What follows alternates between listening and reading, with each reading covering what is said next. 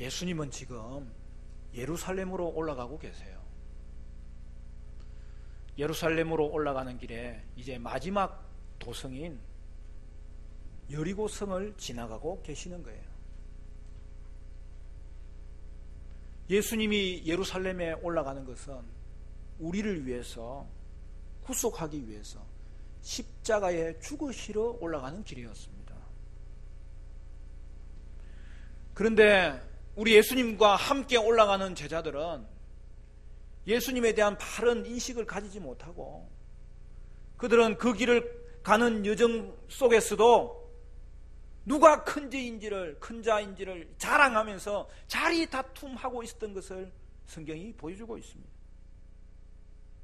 그럼에도 불구하고 우리 예수님은 이 땅을 떠나실 날이 얼마 남지 않았기 때문에 그 제자들을 사랑하시되 끝까지 사랑하시면서 그 제자들을 가르치시고 또 가르치시고 양육하고 있는 것을 볼 수 있습니다. 그리고 오늘 본문에는 예루살렘에 들어가기 전에 있었던 마지막 사건을 기록하고 있습니다. 그것은 바로 소경 바디메오가 예수님에 의해서 눈을 뜨는 사건입니다. 그런데 이 사건의 결론을 성경은 뭐라고 말씀하느냐? 여기에 핵심이 있는 거예요. 우리 다 같이 34절 읽어볼까요? 34절 말씀 다 같이 시작. 예수께서 불쌍히 여기사 그들의 눈을 만지시니 곧 보게 되어 그들이 예수를 따르니라. 그들이 예수를 따르니라. 그들이 예수를 따랐다는 것은 그들이 예수님의 제자가 되었다는 뜻이에요. 두 소경은 눈을 뜬 후에 곧바로 예수님의 제자가 됩니다. 그리고 두 소경은 예수님을 따라서 이제 예루살렘으로 들어가는 그 예수님의 곁에 함께 예수님과 동행하면서 그 예루살렘을 들어가고 있는 이 아름다운 장면을 우리는 상상할 수 있는 거예요. 당시 종교 지도자들은 성전을 봉사하고 백성을 말씀으로 가르치던 바리새인과 서기관들이었는데 그들은 예수님을 바로 알지 못했어요. 그들은 점점 예수님을 향하여서 적대 감정을 가지고 결국에는 예수님의 대적자가 되었던 것이죠. 예수님께 부름을 받은 제자들조차도 예수님을 믿는다고 하면서도 그들은 예수님을 진정으로 따르지 못했던 것을 볼 수 있습니다. 그러나 고난받고 죽으시고 부활하기 위해서 예루살렘으로 향해 들어가는 그 예수님의 마지막 길에서 예수님을 진정으로 따랐던 제자가 있었는데 바로 그들은 두 맹인이었습니다. 여러분, 성경이 참 재미있어요. 예루살렘으로 향하는 예수님을 진정으로 따랐던 자들은 당시의 종교 지도자들도 아니고 예수님의 부름을 받은 12제자도 아니고 비천하고 약하고 가난하고 병들었던 두 맹인이었다는 사실을 성경은 우리에게 가르쳐주고 있는 거예요. 사랑하는 성도 여러분, 누가 이 땅에서 어뜸이 되는 자입니까? 누가 이 땅에서 주님의 인정을 받는 자입니까? 누가 이 땅에서 제대로 믿는 자입니까? 누가 이 땅에서 참된 제자의 모습을 갖춘 자들입니까? 그것은 예수님을 믿고 의지할 뿐만 아니라 예수님을 따르는 자입니다. 우리는 예수님의 제자로서 예수님의 발자취를 따라가고 예수님의 성품을 따라가고 예수님의 길을 예수님을 따라서 걸어가는 그 모습 가운데 진정한 제자의 모습이 나타나게 되는 것입니다.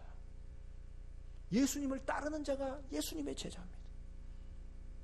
여러분은 이 땅을 살아가면서 예수를 여러분의 주님과 구주로 삼으시고 그를 진정으로 따라서 예수님의 참된 제자 되는 은혜가 있게 되시기를 간절히 축원합니다.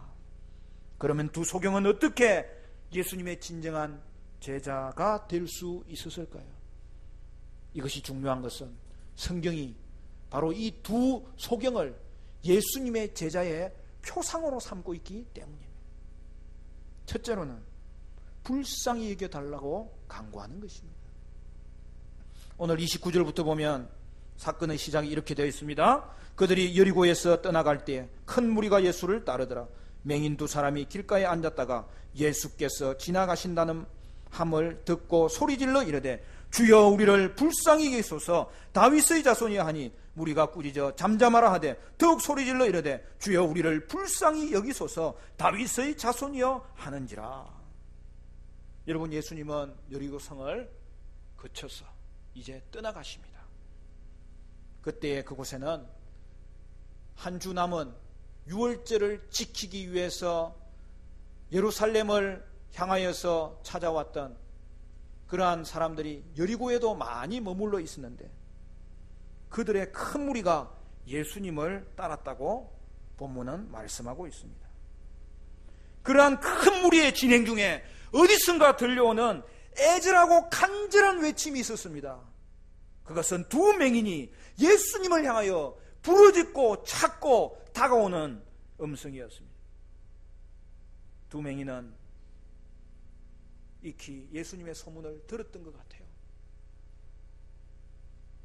그 소문을 들으면서 과연 그가 우리가 기다리던 메시아일까?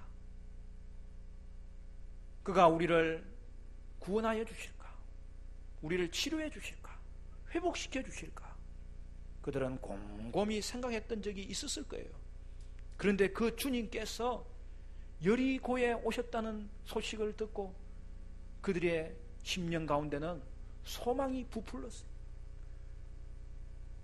그것도 그 예수님이 자기들이 머문 곳을 지나간다는 소식을 들었을 때 그들은 그 예수님을 향하여서 간절히 외치며 다급하게 외치며 그 예수님을 찾고 부르고 있었던 것입니다. 그들의 외침의 내용이 무엇입니까? 주여 우리를 불쌍히 여기소서 다윗의 자손이여. 그들은 주여 다윗의 자손이라고 외쳤던 것입니다. 그렇게 외친 것은 두 맹인이 예수님을 말세에 이 땅에 오실 다윗의 자손 메시아로 알았던 것입니다. 그때 무리는 그들을 잠잠하라고 꾸짖습니다. 왜 그렇습니까? 무리는 다윗의 자손 메시아는 소경과 같은 하찮은 자들에게는 관심을 가지지 않을 것이라고 생각했던 것이죠. 이에 두 맹인은 어떻게 합니까? 그들은 포기하지 않습니다. 다시 소리를 지릅니다. 더 크게 지릅니다. 주여 우리를 불쌍히 여기소서 다윗의 자손이여. 그때 무슨 일이 벌어집니까? 32절 말씀이 우리에게 보고합니다. 우리 같이 32절 읽어볼까요? 32절 시작. 예수께서 머물러 서서 그들을 불러 이르시되 너희에게 무엇을 하여 주기를 원하느냐? 다윗의 자손 이여 나를 불쌍히 여겨 주시옵소서. 두 소경의 외침에 예수님의 마음은 불붙는 것 같아서 그들의 긍휼의 외침을 예수님은 들으시고 가던 길을 멈추십니다. 그리고 그들에게 자신에게 다가오라고 그들에게 눈을 맞추시며 그들을 불러주신 것입니다. 이것이 바로 예수님의 마음입니다. 예수님은 약하고 병든 자들이 간구하는 긍휼의 외침을 외면하는 분이 아니시라 도리어 그들에게 가장 큰 관심을 보이시고 귀를 기울이시고 그들에게 응답하시는 분이십니다. 이것이 긍휼의 목자이신 예수님의 참 모습이었다는 사실이죠. 그러므로 사랑하는 성도 여러분, 우리가 하나님께 드리는 가장 귀한 기도는 불쌍히 여겨달라고 주님의 긍휼을 구하는 기도라는 사실입니다. 여러분, 우리가 하나님을 향하여 불쌍히 여겨달라고 기도할 때 하나님은 그의 마음이 불붙는 것 같아서 우리의 간구에 외면하실 수가 없고 귀를 기울여 주십니다. 그러므로 사랑하는 성도 여러분, 저와 여러분은 하나님께 불쌍히 여겨달라고 긍휼 베풀어 달라고, 내가 오늘도 주님 앞에 왔다고 간구할 수 있기를 간절히 축원합니다. 주님 앞에 나오는 자는 불쌍히 여겨달라고 기도할 때마다 그 주님께서 우리를 불러주시고 우리를 품어주시고 우리를 영접하여 주신다는 것을 믿는 것입니다. 여러분의 기도가 주님 나를 불쌍히 여겨 주옵소서, 이것이 바로 참된 제자의 기도인데, 그러한 간구로 말미암아 주님으로부터 언제나 위로받고 치유받고 응답받는 은혜가 있게 되시기를 소원합니다. 참된 제자의 표상이 무엇입니까? 두 번째로는 영적인 눈을 떠야 하는 것입니다. 본문은 두 맹인이 예수님께 실제적으로 간구한 내용이 과연 무엇인지를 보여주고 있습니다.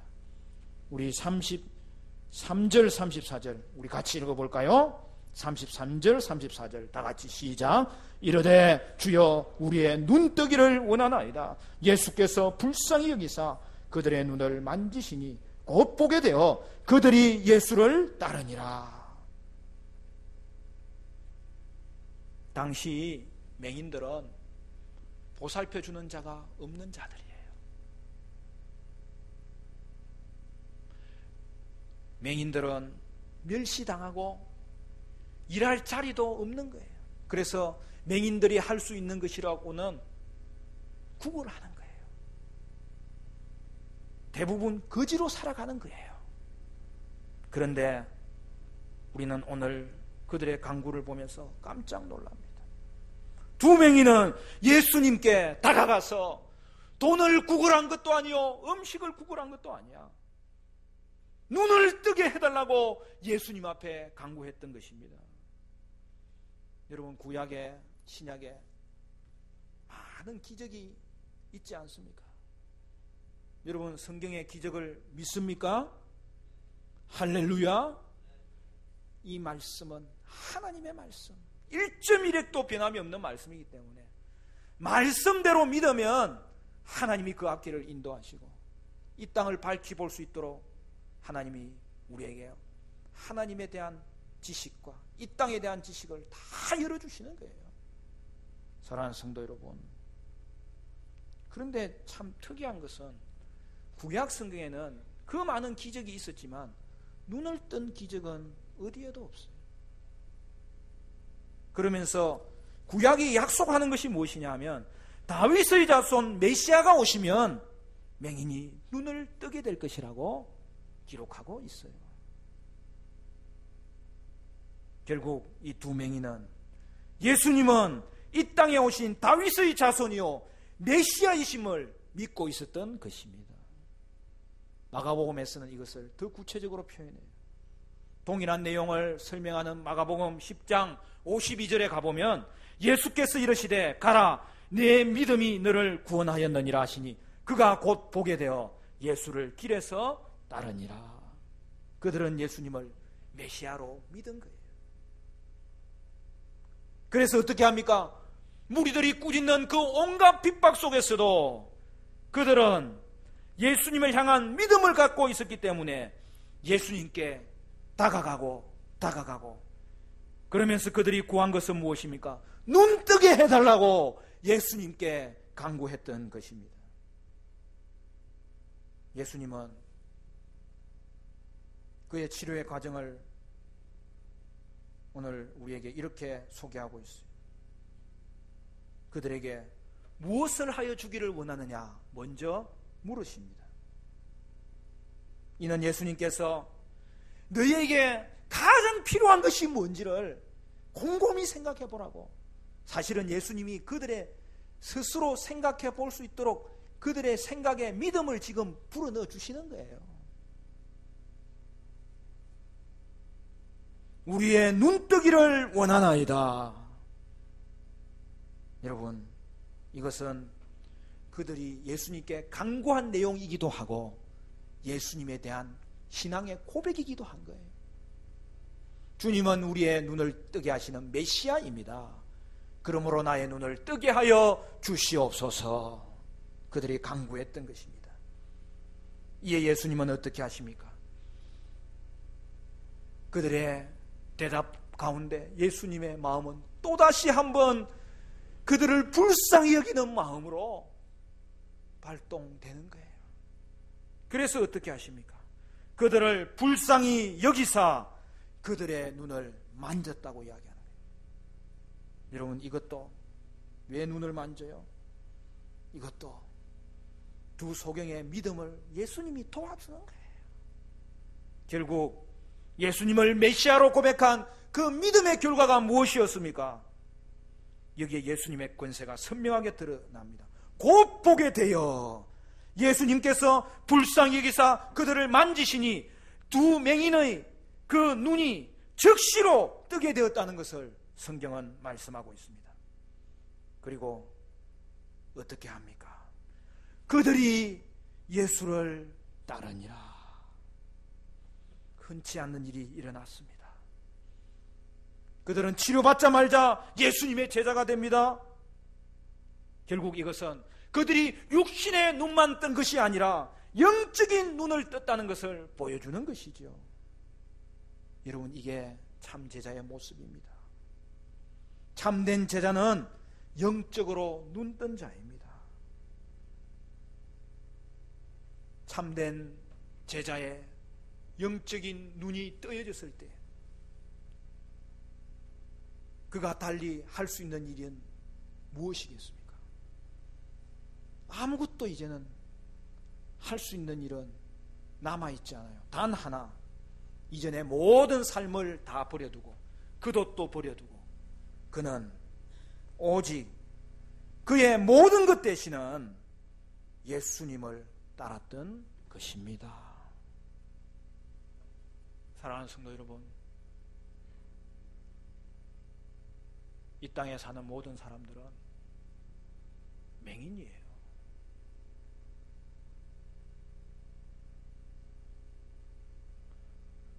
모든 사람들이 보지 못하는 맹인으로 지금 살고 있는 거예요. 오늘 이 시대에 가장 절실한 것은 무엇이냐? 영적인 눈을 떠야 되는 거예요. 아니, 목사님, 육신의 눈을 가졌는데 왜 맹인이라고 이야기하십니까? 그러나 그렇지 않아요. 눈뜬 장님이지요. 영적으로 눈뜨지 않고서는 예수님이 누구인지를 알 수가 없고, 예수님이 지으신 이 세상의 의미를 알 수가 없고, 이 세상이 어디로 진행되는지도 도저히 알 수가 없는 그러한 모습으로 살아가는 것이 인생일진데, 사랑하는 성도 여러분, 육신의 눈을 가졌다고 눈뜬 자가 아니에요.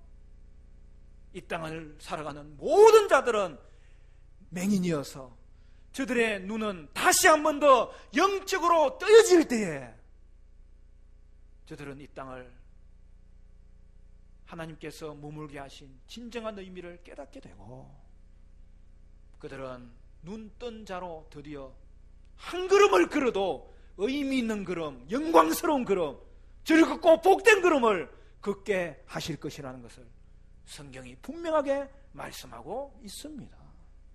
사랑하는 성도 여러분, 예수님께서 제자들에게 그렇게 주의하라고 바리새인과 서기관들을 향하여 호통치신 말씀이 이 내용입니다. 마태복음 15장에 가면 14절 말씀에 그냥 두라, 그들은 맹인이 되어 맹인을 인도하는 자로다. 만일 맹인이 맹인을 인도하면 둘이 다 구덩이에 빠지리라 하시니, 서기관과 바리새인들은 자신들이 맹인이면서 다른 맹인을 인도하는 자들이라고 말씀하고 있는 것이에요. 마태복음 23장 16절에 예수님은 분명하게 지적합니다. 화 있을진저 눈먼 인도자여, 너희가 말하되 누구든지 성전으로 맹세하면 아무 일도 없거니와 성전의 금으로 맹세하면 지킬지라 하는도다. 이 땅에 모든 사람들은 영적으로 눈뜨지 않고서는 모두 다 맹인이어서 맹인이 맹인을 인도하다가 결국에는 구덩이에 빠져서 멸망당할 수밖에 없는 현실을 성경은 분명하게 지적하고 있습니다. 그러나 성도 여러분, 오늘 주님의 교회를 문지방을 밟고 지나다니면서도 영적인 눈을 뜨지 못했다면 이보다 안타까운 일이 어디 있겠습니까? 오늘 예수님은 여러분에게 물으시는 거예요. 너희는 과연 예수님이 누구인지를 진정으로 알고 있느냐? 그리고 그를 진정으로 따르고 있느냐? 여러분은 예수님 만남으로 진정으로 영적으로 눈뜬 자가 되시기를 간절히 축원합니다. 오늘 예수님의 물으시는 그 질문 앞에 너희는 뭘 하기를 바라느냐? 돈을 바라느냐? 음식을 바라느냐? 이 땅의 영화를 바라느냐? 진정으로 무엇이 너에게 중요하냐? 물으실 때에 주여 내가 눈뜨기를 바랍니다. 주님, 나는 눈 감긴 채로 살아갈 때가 많아요. 눈을 뜨서나 더 크게 뜨기를 바랍니다. 여러분, 예수님의 진정한 모습을 보셔야 되고 제자가 걸어가는 길이 무엇인지를 분명하게 바르게 이해하셔야 되는데 영적으로 눈뜬 자인지를 오늘 여러분에게 물을 때 여러분은 주님 앞에 불쌍히 여겨달라고 간구하시고 오늘 이 한날이 주의 날, 복된 날, 영적으로 눈뜨는 날이 되시기를 바라고 영적으로 눈뜬 것을 다시 한 번 더 확인하는 날이 되시기를 바라고 그리하여 이 땅을 바라볼 때 세상 눈으로 바라보지 말고 하나님의 영적인 눈으로 새롭게 보는 은혜가 있게 되시기를 간절히 소망합니다. 참된 제자의 표상 마지막으로는 셋째, 예수님을 따르는 것입니다. 오늘 본문에 두 맹인이 등장합니다.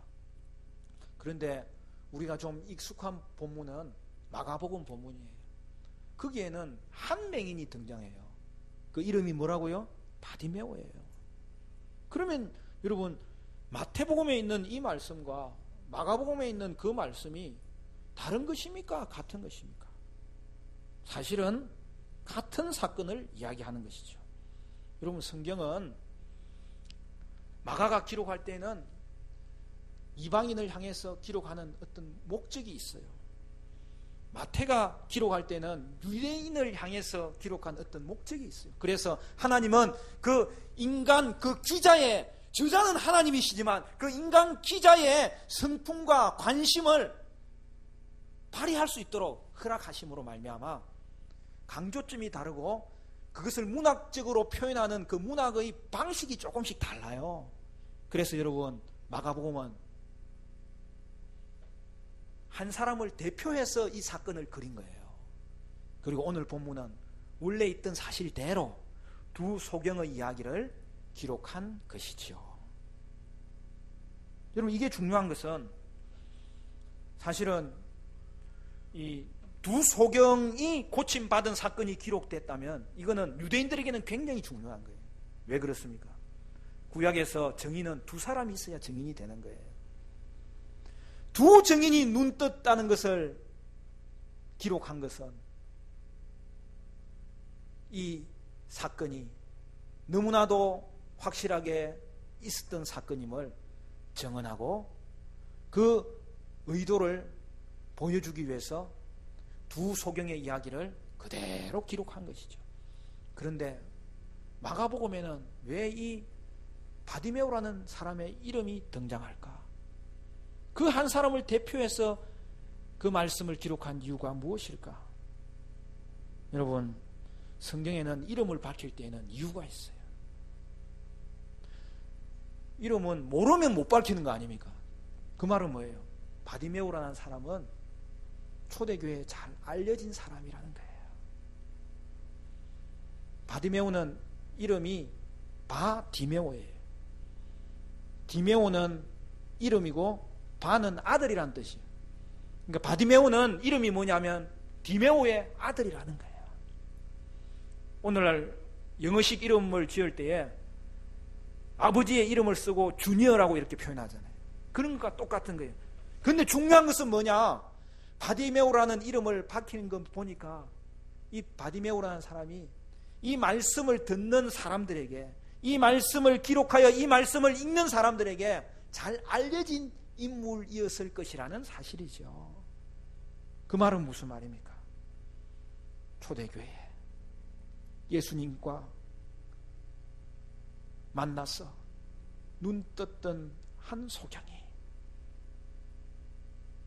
그가 눈뜸으로 예수님을 따라 예루살렘에 들어갔는데 그의 인생길의 여정 가운데서 지금도 여전히 그는 하나님을 잘 섬기고 있었고 그는 예수님을 끝까지 따르고 있다는 것을 성경이 배경적으로 보여주고 있는 말씀이지요.